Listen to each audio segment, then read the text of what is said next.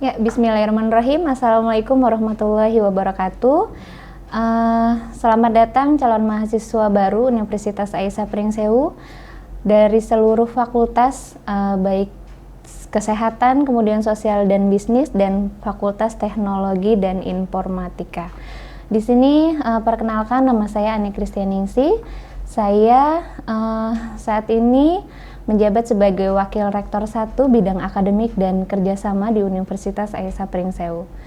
Baik, adik-adik, teman-teman, dan seluruh calon mahasiswa Universitas Aisyah Pringsewu, saya akan menyampaikan beberapa hal terkait kegiatan akademik di bidang kerjasama yang ada di bawah struktural saya. Baik, sebelumnya perkenalkan, nama saya Ani Kristianingsih. Kemudian kalau di dosen itu ada nomor induk dosen nasional. Jadi NIDN saya adalah 0205078902. Kemudian untuk jabatan fungsional itu saya sebagai asisten ahli. Kemudian alamat saya di Natar, Lampung Selatan. Kemudian untuk nomor handphone 082184794741. Baik, untuk riwayat pendidikan, untuk diploma 3 kebidanan. Kemudian untuk D4 saya adalah bidan pendidik dari Universitas Malahayati. Kemudian S2 Kesehatan Masyarakat Universitas Malahayati Bandar Lampung dengan peminatan kesehatan reproduksi. Kemudian untuk pekerjaan saya mengabdi di Universitas Aisyah Pringsewu dari 2014 sampai dengan sekarang. Baik, cukup perkenalannya. Untuk selanjutnya kita akan ke proses kegiatan akademik. Jadi untuk di bidang akademik itu ada beberapa kegiatan akademik yang menjadi landasan program pendidikan pelaksanaan di Universitas Aisyah Pringsewu. Itu ada beberapa aspek legalitas yang kita anut. Yang pertama berdasarkan dari Undang-Undang Nomor 20 Tahun 2003 tentang Sistem Pendidikan Nasional. Kemudian tentang Peraturan Pemerintah Nomor 60 Tahun 99 tentang Pendidikan Tinggi.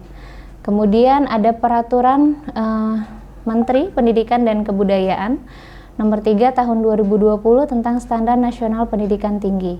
Dan yang terpenting adalah untuk kegiatan akademik itu mengacu pada visi dan misi Universitas Aisyah Pringsewu. Dan yang terakhir adalah sesuai dengan kompetensi yang diharapkan dari lulusan yang mengharapkan supaya bisa mengikuti perkembangan kebutuhan di masyarakat, khususnya di lapangan pekerjaan setelah menjalani proses pendidikan di UAP. Oke, untuk di program studi yang ada di Universitas Aisyah Pringsewu, kita ada 3 fakultas. Jadi untuk Fakultas Kesehatan itu ada program studi keperawatan. Jadi jenjangnya ada S1. Untuk S1-nya kita ada kelas reguler dan non-reguler. Kemudian ada program sarjana terapan kebidanan. Nah, itu juga ada kelas reguler, namun pada tahun ini, beberapa tahun terakhir kita hanya membuka di kelas konversi atau dari kelas diploma 3 ke diploma 4. Kemudian ada program profesi nurse, itu adalah jenjangnya profesi, itu kelasnya ada yang reguler dan non-reguler. Kemudian untuk diploma 3, kita buka di kelas reguler. Kemudian ada jenjang S1 dan profesi bidan. Ini adalah prodi pertama kami yang baru saja lahir, dan tahun ini kita hanya menerima dari kelas reguler. Kemudian untuk gizi kita tahun ini sudah menerima dari kelas konversi karena sudah mendapatkan peringkat akreditasi B. Kemudian untuk selanjutnya ada prodi farmasi. Jadi jenjangnya sama di sarjana. Kemudian untuk fakultas sosial dan bisnis itu ada akuntansi dan psikologi, jenjangnya dari strata 1 atau sarjana, dan semua menerima dari kelas reguler. Kemudian untuk prodi yang terakhir ada FTI, itu ada 2 jenjang, ada S1 untuk teknik informatika dan teknik elektro untuk jenjang diploma 3, semuanya masih menerima dari kelas reguler. Nah, baik, untuk kegiatan akademik kita ada kegiatan perkuliahan, ada yang teori dan praktikum. Kemudian setelah itu ada namanya evaluasi studi, baik tertulis yang biasanya disebut UTS dan UAS, kemudian ada ujian praktik. Kemudian untuk beberapa fakultas, misalnya fakultas kesehatan itu ada kegiatan praktik lapangan gitu. Jadi biasanya kalau kesehatan itu ada yang praktik di rumah sakit, kemudian ada yang di klinik, ada di praktik mandiri bidan. Oke, kemudian untuk laporan tugas akhir atau laporan paling akhir untuk semua jenjang itu ada. Untuk sarjana ada namanya skripsi. Kemudian untuk diploma 3 ada laporan tugas akhir atau karya tulis ilmiah. Jadi itu beberapa tugas akhir yang harus diselesaikan oleh mahasiswa untuk mencapai kelulusannya. Nah, kemudian seorang mahasiswa dikatakan lulus apabila semua mata kuliah, baik SKS wajib maupun tambahan itu setelah dinyatakan selesai. Kemudian menempuh lulus ujian tugas akhir yang tadi saya sampaikan, skripsi, LTA atau KTI. Kemudian mendapatkan IPK atau indeks prestasi kumulatif. Kemudian di dalam transkrip nilai itu tidak ada nilai E. Nah, kemudian setelah itu yang paling terakhir ada menyelesaikan seluruh administrasi keuangan, baik kegiatan akademik maupun non-akademik. Oke, selanjutnya untuk gelar kesarjanaan yang akan diperoleh oleh mahasiswa. Jadi untuk keperawatan jenjang S1 nanti di nama paling akhirnya ada tambahan gelar sarjana keperawatan atau Eskep. Kemudian untuk kebidanan kita ada 3, jadi kalau sarjana jenjang sarjana akademik ada sarjana kebidanan. Sedangkan kalau yang terapan atau vokasi nanti gelarnya adalah sarjana terapan kebidanan. Kemudian untuk yang diploma 3 itu adalah ahli madya kebidanan. Kemudian profesi bidan nanti ada tambahannya BD atau bidan. Kemudian untuk yang nurse itu tambahan gelar setelah Eskep itu adalah nurse. Kemudian untuk gizi, sarjana gizi karena jenjangnya adalah sarjana farmasi, kemudian teknologi dan informasi, sarjana komputer, teknik elektronika itu karena jenjangnya adalah diploma 3, maka gelar yang akan diperoleh adalah ahli madya teknik. Kemudian untuk akuntansi ada sarjana akuntansi, kemudian psikologi adalah sarjana psikologi. Oke, baik. Untuk pelayanan administrasi di Universitas Aisyah Pringsewu untuk khususnya akademik, itu kita ada unit administrasi akademik dan mahasiswa atau UAK disingkatnya. Jadi untuk di Universitas Aisyah Pringsewu itu nanti untuk pengurusan sebelum adik-adik, teman-teman atau ibu-ibu, bapak-bapak sekalian resmi menjadi mahasiswa kami atau diterima secara resmi setelah kegiatan mata uap ini, ibu-ibu sekalian atau bapak-bapak dan semua teman-teman rekan-rekan itu harus mengurus KRS. Jadi KRS itu adalah kartu rencana studi, kemudian nanti akan terdaftar sebagai mahasiswa, mendapatkan NPM dan prosedur lainnya untuk akademik itu di UAK. Jadi nanti teknisnya akan dijelaskan oleh bagian unit administrasi akademik. Kemudian ada unit administrasi umum dan keuangan. Dan ini yang bertugas sebagai bagian administrasi. Jadi untuk keuangan dan umum, baik penggunaan prasarana dan sarana yang akan digunakan sebagai penunjang di kegiatan akademik. Oke, kemudian untuk peraturan akademik itu kita ada namanya SKS. Jadi SKS adalah satuan kredit semester. Jadi untuk setiap mata kuliah itu punya aturan. Jadi misalnya ada mata kuliah Pancasila, itu ada 2 SKS, satu teori dan 1 P misalnya. Jadi ada beberapa aturan, jadi bahwasannya untuk kegiatan tatap muka, kemudian penugasan sampai dengan praktik itu totalnya adalah 170 menit untuk 1 teori. Tapi untuk tatap muka itu hanya 50, kemudian sisanya adalah kegiatan terstruktur atau penugasan secara mandiri. Jadi untuk teknisnya nanti akan disampaikan oleh masing-masing kepala program studi. Jadi untuk perkuliahan itu ada 2, jadi ada teori dan praktikum.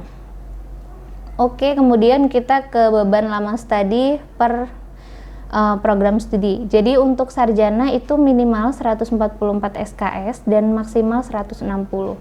Kemudian untuk diploma 3 itu 110 minimal dan maksimal 120 SKS. Jadi ditempuh kalau yang diploma 3 itu selama 6 semester atau 3 tahun, sedangkan yang sarjana itu maksimalnya 14 semester gitu. Jadi yang profesi itu hanya 36 SKS dan itu murni di klinik.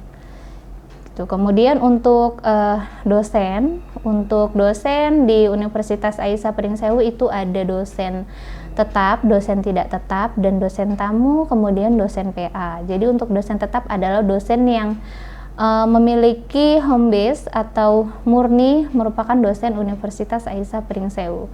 Kemudian ada dosen tidak tetap, itu biasanya kita gunakan dari luar yang kerjasama dengan universitas untuk memberikan materi perkuliahan maupun praktikum maupun ujian yang diundang atau digunakan sebagai penambahan tenaga pendidik gitu. Jadi fungsinya adalah sebagai penunjang di Universitas Aisyah Pringsewu Lampung untuk kegiatan akademiknya atau perkuliahan maupun praktikum.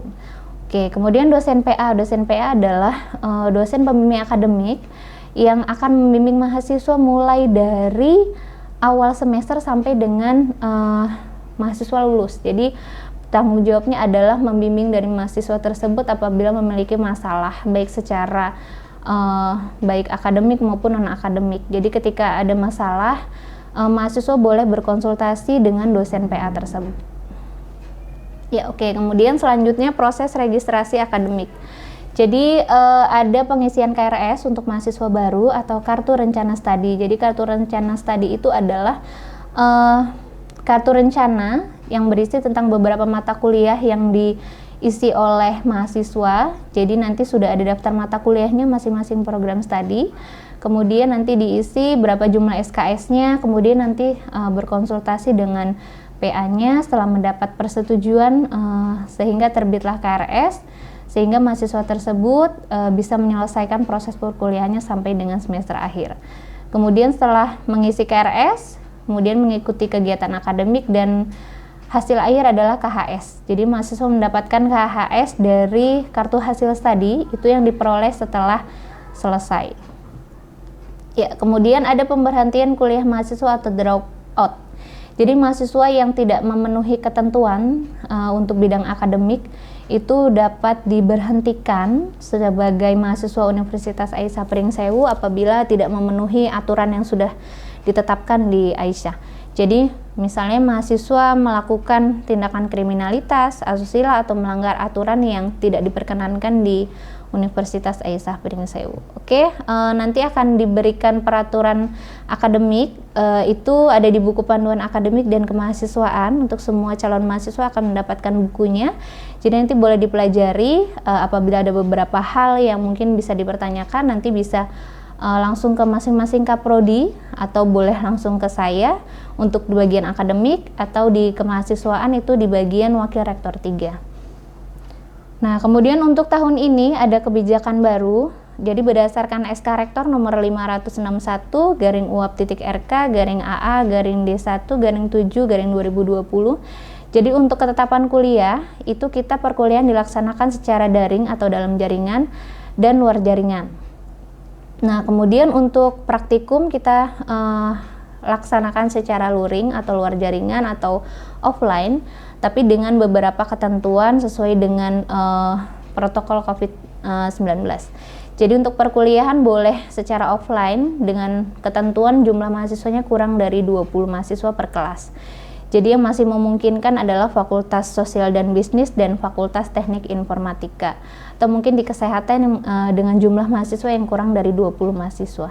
Kemudian untuk praktek klinik itu menyesuaikan dari kondisi lahan dan kebijakan masing-masing program studi.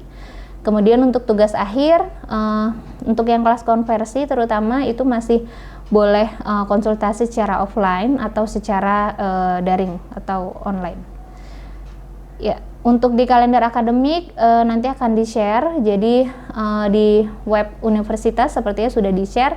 Jadi boleh dipelajari, itu adalah batasan dari tingkat universitas. Jadi kapan kita mulai pembelajaran sampai dengan akhir, di situ sudah jelas. Jadi sehingganya menjadi acuan seluruh calon mahasiswa untuk mendapatkan rank kapan berakhir dan mulainya perkuliahan di semester ganjil maupun genap. Ya, untuk yang terakhir saya ada di bidang kerjasama. Jadi untuk di bidang kerjasama sejauh ini kami telah melakukan kerjasama mulai dari rumah sakit, klinik maupun praktik mandiri bidan. Kemudian ada dinas-dinas terkait, dan untuk internasional kita juga sudah ada beberapa institusi dan beberapa organisasi yang kerjasama dengan Universitas Aisyah.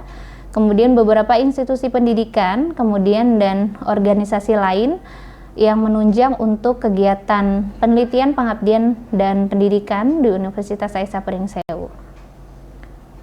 Ya, baik, mungkin itu cukup dari saya untuk pemaparan terkait kegiatan akademik dan bidang kerjasama yang saat ini saya ditugaskan dan diamanahkan. Jadi ada kegiatan akademik dan di bidang kerjasama. Terima kasih kepada seluruh calon